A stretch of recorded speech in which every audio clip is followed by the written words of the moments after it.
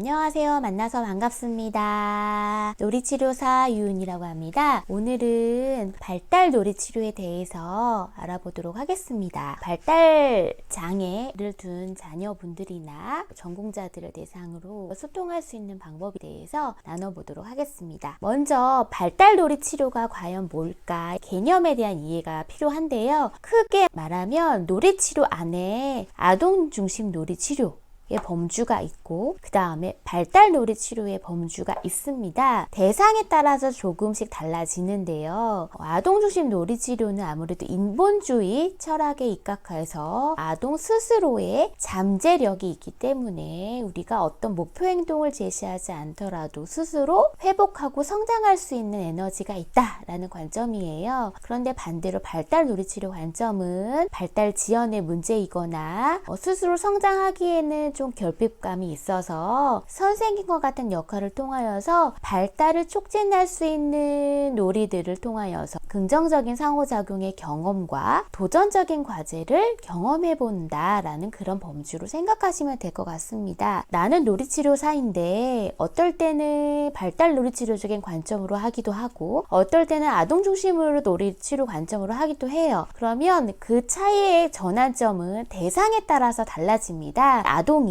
두 가지 또 범주로 나눴어요. 아이가 감각장애의 유형들인가 아니면 감각 이외의 다른 발달적인 문제에 있는 아이들이 이 범주인가를 봤을 때 입장이 달라져요. 감각장애 아이들은 시각, 청각, 지체 부자유, 뇌병변 등 여러 신체 기능상에 조금 부자연스럽고 어렵기 때문에 이 아이들한테는 감각운동, 감각놀이, 운동놀이가 필수적으로 병행되어야 합니다. 반대로 정신지체, 정서장애군, 자폐 유형군의 아이 같은 경우에는 아이의 전반적인 발달의 지연인지 그럼 인지를 촉진할 수 있는 놀이 플러스 혼자 놀이의 형태가 아니라 주고받기의 형태의 사회적인 상호작용이 가능한 놀이의 수준까지 제한을 해야 됩니다. 그럼 평상시에 우리가 자녀한테 어떻게 놀아주고 있는지 만약 발달장애나 발달 지연의 문제가 둔 어머님이시라면 아이들이랑 어떻게 소통하고 있는지를 나눠보도록 하겠습니다. 보통 평가 과정을 거치기는 하는데요. 발달 장애 있는 아이한테는 일반적인 놀이 평가의 방식보다는 조금 구조화된 방식으로 평가 과정을 겪게 됐습니다. 보통 상호작용 평가라고 하는데요. 매스컴에서 평가가 더 나온 걸로 알아요. 그래서 상호작용 평가를 원한다라고 이렇게 지칭을 해서 저한테 의뢰가 되는 경우도 많이 있어요. 일반적인 아이들한테는 어떤 구조화된 형태의 놀이도 하고 자유놀이 형태도 여러의 방법대로 제시를 하는데 발달군이거나 감각 운동 기능이 저하가 된 아이라고 한다면 구조화된 툴을 가지고 상호작용 평가를 할 수 있습니다. 상호작용 평가라고 하는데요. 이거는 MIM은 약자예요. 두 사람 사이, 엄마랑 자녀와의 관계적인 특성을 평가하는 거예요. 마삭스 인터랙션 메소드의 약자 MIM이라고 합니다. 그래서 MIM 그 과제 수행을 아이가 어떻게 하는지 보는 거예요. 그럼 MIM 그 과제는 뭐냐? 대략 한 세션당 하면 8가지의 정도의 구조된 미션이라고 생각하시면 되는데 그거를 제시를 해요. 그런 다음에 평가자는 개입은 하지 않고 뒤에서 지켜볼 수도 있고 아니면 카메라를 찍고 녹음할 수도 있고 지켜본 사람 나중에 녹음해서 듣는 사람 2명의 평가자가 될 수도 있어요. 그 검사자가 셀렉트 선별한 과제를 엄마가 아이랑 어떻게 주고받는지를 관찰을 합니다. 그래서 총 4가지의 범주로 해서 어떻게 상호작용하고 있는지를 결정을 돼요. 그 4가지는 구조, 도전, 양육, 개임입니다. 그래서 예를 들어볼게요. 구조라고 한다는 것은 되고 안 되고의 경계를 알려주는 거예요. 예를 들어서 놀이를 하는데 아이가 바깥에 나가려고 한다든지 놀이하는 미션을 수행해야 되기 때문에 어머님이 경계를 어떻게 지켜주고 반응하는지 제한을 설정하고 적절한 환경을 제공하는지를 알아보는 거고요. 그 다음에 이 도전해 보는 과제가 가장 크게 다른 점입니다. 저는 특수교사는 아니지만 발달 놀이치료의 관점으로 할 때는 마치 특수교사처럼 목표 행동을 정합니다. 예를 들어 아이가 가위질을 해야 되는데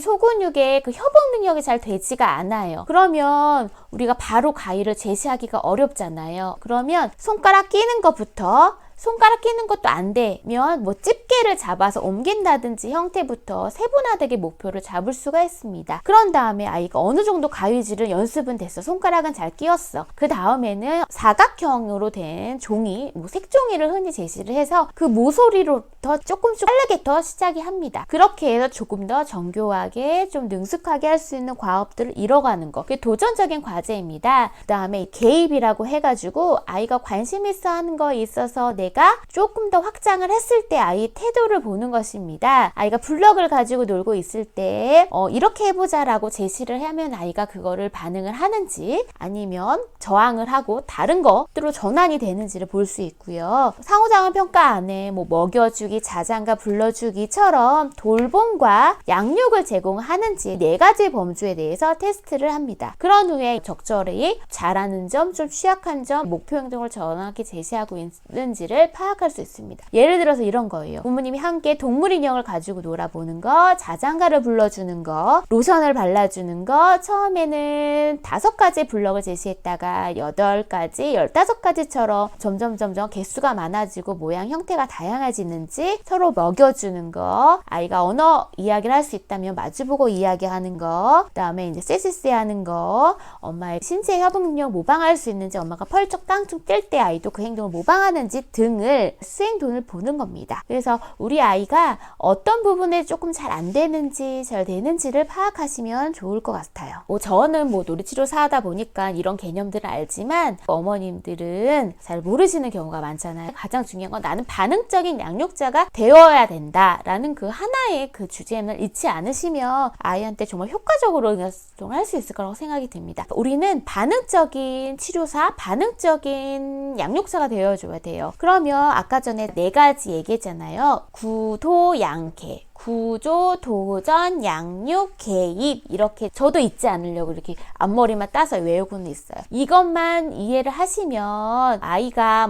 다른 기관에서 이런 과제를 했다라고 했을 때 이게 개입이었을까, 구조였을까, 양육이었을까 를 파악할 수 있습니다. 그래서 발달놀이 치료적인 접근에서는 매 세션마다 아이가 좋아하는 것도 하지만 새로운 목표 행동들도 분명히 합니다. 그거를 잘 보셔서 다른 선생님의 이런 과제 수행이 연습이 됐다라고 한다면 가정 내에서도 그거를 일반화할 수 있도록 연습을 해주셔야 됩니다. 첫 번째로 구조하기, 아까 제가 설명을 했죠. 되고 안 되고를 명확하게 해주는 거예요. 칼라미를 먹으려고 했던 친구가 있었어요. 그 친구한테는 안 된다. 먹을 수 있는 거 대신 먹을 수 있는 간식이 있다면 그걸 제시를 하는 거예요. 그래서 구조화하는 거예요. 왜냐하면 우발적인 사고를 막기 위해서 원칙을 알려줄 필요는 있어 보입니다. 그 다음에 도전하기. 도전하기는 아이의 흥미를 고려하기보다는 이때 아이가 취약한 부분들을 관찰하는 거를 토대로 해서 제시하는 거, 주도적으로. 아이가 흥미 없어 하는 것도 한번 과감히 제시해 봤을 때 아이의 태도를 보는 거예요. 하지만 도전하기 과제가 집중을 오래 하기가 어려워요. 짧게 집중할 수 있도록 경험, 그다음에 조금 더 늘려주는 형태로 해야 될 것 같아요. 도전 행동은 아이가 안 해봤던 것도 한번 해보는 것, 또 어려운 것도 능숙하게 해보는 것들을 통하여서 아이가 유능감, 할 수 있는 가지들을 늘려주는 겁니다. 발달에 문제가 있는 아이들한테 아동 중심으로만 하기에는 하던 대로만 계속 하게 될 거예요. 그렇기 때문에 조금씩 그 도전적인 과제를 중요합니다. 그 다음 3번째로 양육하기.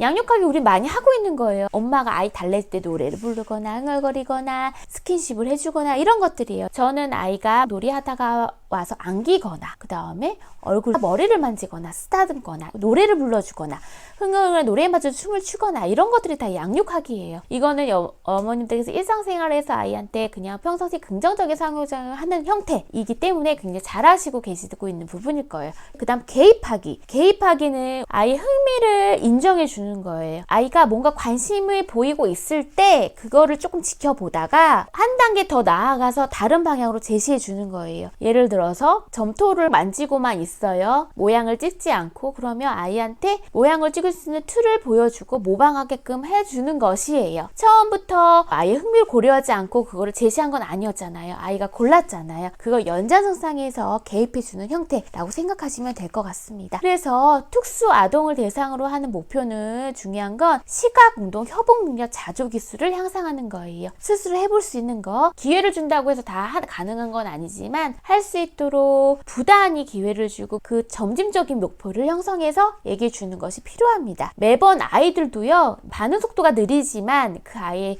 욕구가 있어요. 그렇기 때문에 아이들이 욕구에 따라 선택할 수 있게끔 하는 것들도 필요합니다. 이렇게 4가지 구, 도, 양, 개 이렇게 4가지 기술만 숙지하셔서 우리 아이가 하고 있는 활동들이 지금 어떤 개입들이 필요한지, 내가 반응적인 양육자가 되기 위해서 지금 우리 아이한테 어떤 역할들을 하면 좋을지 판단하시는 부모님들이 되시기를 바라고요. 다음번에는 제가 현재 적용하고 있는 발달놀이 치료적인 놀이의 기법들에 대해서 말씀을 드리도록 하겠습니다. 다음번에는 좀 더 재밌고 다양한 주제들로 찾아뵙도록 하겠습니다. 감사합니다.